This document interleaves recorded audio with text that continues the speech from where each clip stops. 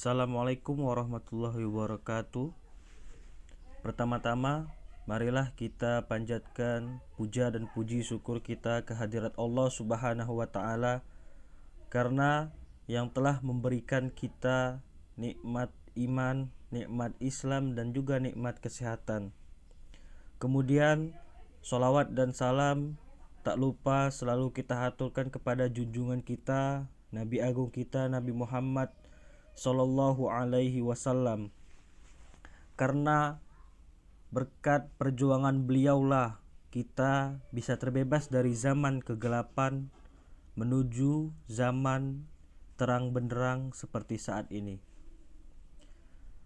Saya pertama-tama mengucapkan terima kasih kepada Bapak Fikri Oslami yang telah memberikan kesempatan kepada saya untuk menjelaskan materi terkait hukum acara pengadilan agama. Perkenalkan, nama saya Hasbi Asidik, mahasiswa semester 4 dari kelas HES 3. Di sini saya akan memberikan penjelasan mengenai tata cara atau proses-proses seseorang dalam berperkara di pengadilan agama. Baiklah, untuk subjudul pertama ini kita akan membahas mengenai tata cara pendaftaran perkara. Bagian pertama, yaitu pihak yang berperkara datang ke pengadilan agama dengan membawa surat permohonan atau surat gugatan.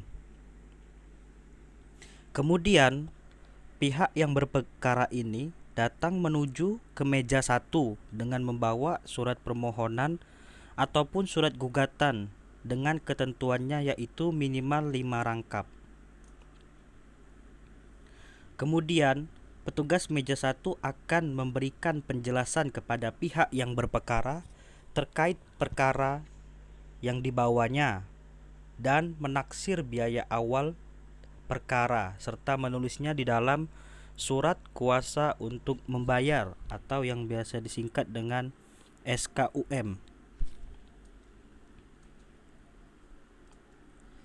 Selanjutnya, petugas meja 1 akan memberikan kembali surat permohonan atau gugatan dan surat kuasa untuk membayar atau SKUM yang dibuat dalam 3 rangkap. Selanjutnya, pihak yang berperkara menyerahkan surat menyurat tersebut kepada pemegang kas atau bisa juga disebut dengan kasir. Kasir kemudian menyerahkan hasil dari surat kuasa untuk membayar atau SKUM sebagai dasar penyetoran biaya awal di bank. Kemudian, pihak yang berperkara datang ke loket layanan bank untuk melakukan penyetoran biaya awal perkara.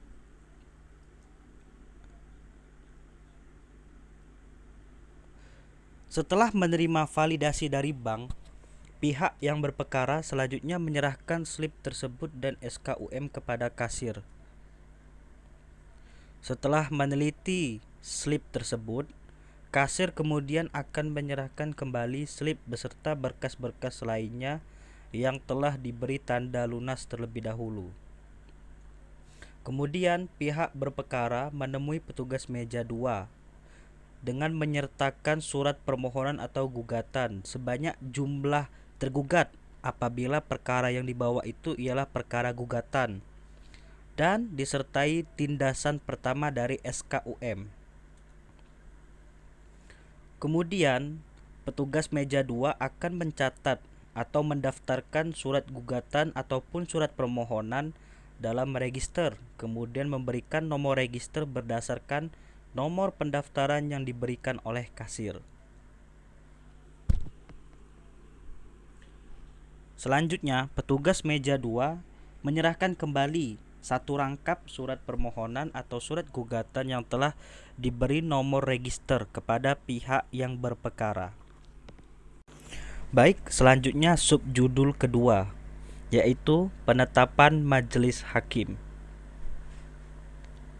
Ketua Pengadilan Agama akan menerima berkas dari panitera, kemudian mempelajari berkas perkara tersebut. Selanjutnya, Ketua Pengadilan Agama akan membuat dan menandatangani instrumen penetapan majelis hakim atau biasa disingkat dengan PMH. Ketua Pengadilan Agama kemudian menetapkan majelis hakim yang akan menyidangkan perkara tersebut.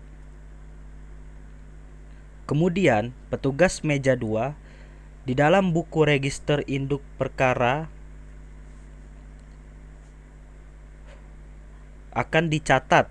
Kemudian, Ketua Pengadilan Agama menginput data PMH, tanggal PMH, serta mencetak dan menandatangani surat penetapan majelis hakim.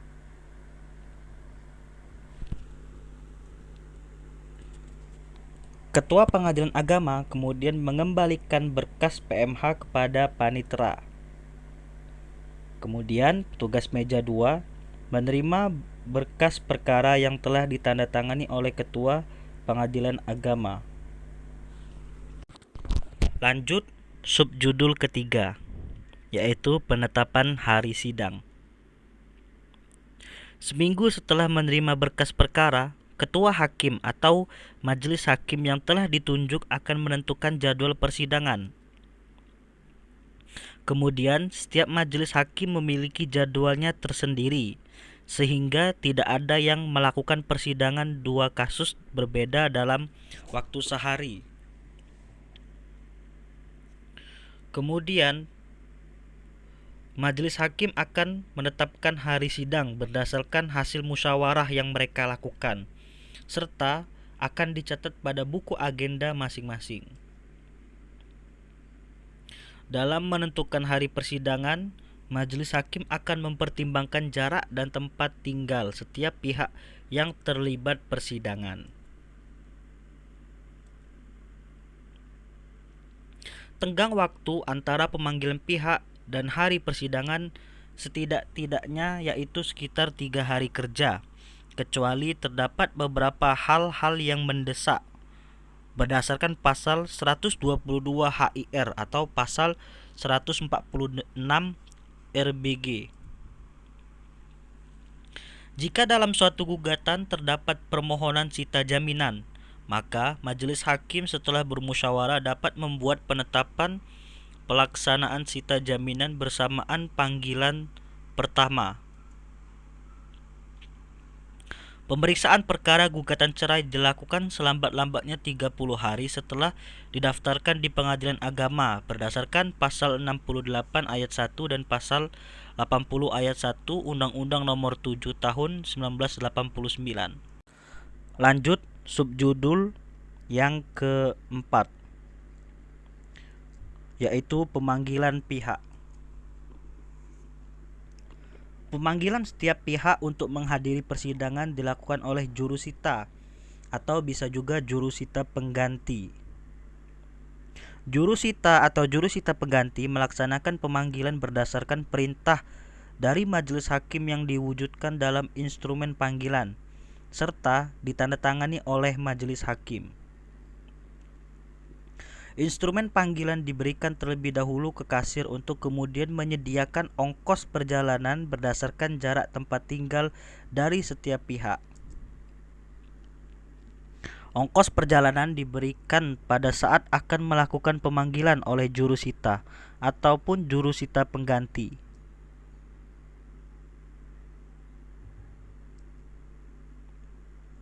Selanjutnya, panggilan disampaikan di tempat tinggal pihak yang berperkara dengan menandatangani relas panggilan tersebut. Jika pihak tidak sedang berada di tempatnya, maka panggilan disampaikan melalui kepala desa ataupun kepala kelurahan yang kemudian menandatangani relas panggilannya serta dibubuhi cap desa atau kelurahan. Relas panggilan yang disampaikan kepada kepala desa atau kepala kelurahan redaksinya dapat disesuaikan dengan keadaan yang sebenarnya. Kemudian, satu relas panggilan hanya berlaku untuk satu pihak yang dipanggil. Lanjut subjudul yang kelima, Tata tertib sidang. Ketua Majelis Hakim bertanggung jawab terhadap ketertiban ruangan sidang dan seluruh peserta sidang. Kemudian, setiap peserta sidang harus menunjukkan rasa hormat terhadap institusi pengadilan. Apabila terdapat pihak yang melanggar hal tersebut, maka Ketua Majelis Hakim dapat memerintahkan pihak tersebut untuk dikeluarkan dari ruangan sidang dan bahkan dapat diancam dengan ancaman pidana. Seluruh peserta sidang yang hadir secara langsung harus mengenakan pakaian yang sopan dan tertutup. Kemudian memanggil seorang hakim dengan yang mulia dan penasihat hukum dengan penasihat hukum. Lanjut subjudul ke-6, yaitu subjudul terakhir kita, mengenai tata ruang sidang. Dalam ruangan sidang, setidaknya terdapat 4 kursi yang menghadap ke majelis hakim, yaitu kursi penggugat atau pemohon, kursi tergugat atau pemohon 2, serta 2 kursi saksi. Meja majelis hakim terdiri dari 1 kursi bagi hakim ketua, sedangkan 3 lainnya merupakan kursi hakim anggota. Untuk pengacara, posisinya berada di sebelah penggugat maupun tergugat. Dan untuk tamu sidang disediakan tempat duduk di bagian belakang ruang sidang dengan dibatasi oleh pagar kayu seukuran pinggang orang dewasa. Baik, mungkin hanya ini yang dapat saya jabarkan kepada teman-teman sekalian terkait mengenai masalah proses berperkara di pengadilan agama. Apabila terdapat kata-kata yang salah, saya mohon maaf kepada Allah, saya mohon ampun. Wabillahi taufiq wal hidayah. Wassalamualaikum warahmatullahi wabarakatuh.